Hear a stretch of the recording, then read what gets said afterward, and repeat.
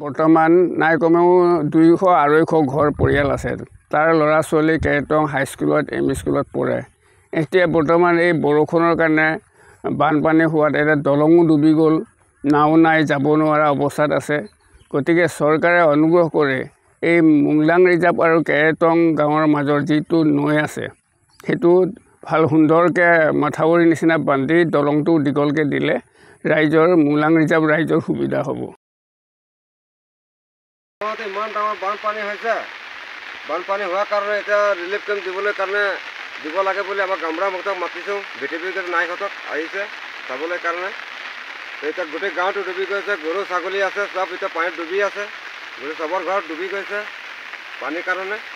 এতিয়া এইটো কিবা এটা ব্যৱস্থা কৰিব আৰু মেম্বাৰ ছেক্ৰেটাৰীয়ে গামৰাই।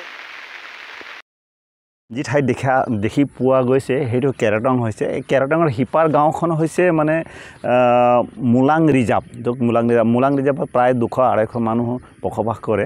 আৰু এতিয়া যি ধৰণে পানী বাঢ়ি গৈছে, সেই গাঁৱৰ লগত কেৰাটঙৰ সম্পৰ্কটো বিচ্ছিন্ন, মানে যিটো যোগাযোগ সেইটো বিচ্ছিন্ন হৈ গৈছে। আৰু এতিয়া সেই মুলাং ৰিজাৰ্ভ আৰু কেৰাটঙৰ লগত যিটো দলং আছিলে, দলঙো পানীৰ মাজতহে দলং, মানে মানুহ অহা যোৱা অসুবিধা।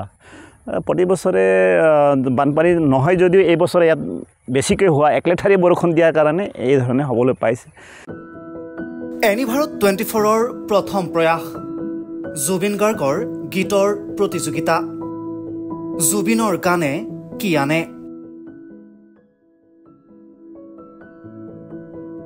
অডিশ্যনৰ বাবে যোগাযোগ কৰক 8638661821 আৰু 8812831556 নম্বৰত।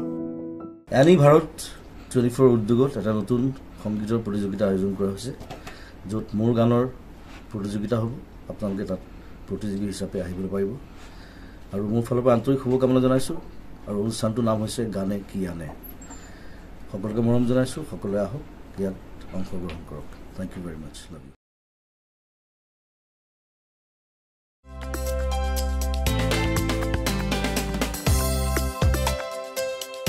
আপোনাৰ ঘৰখন আৰু অফিচ চালে চকুৰুৱাকৈ সজাওক।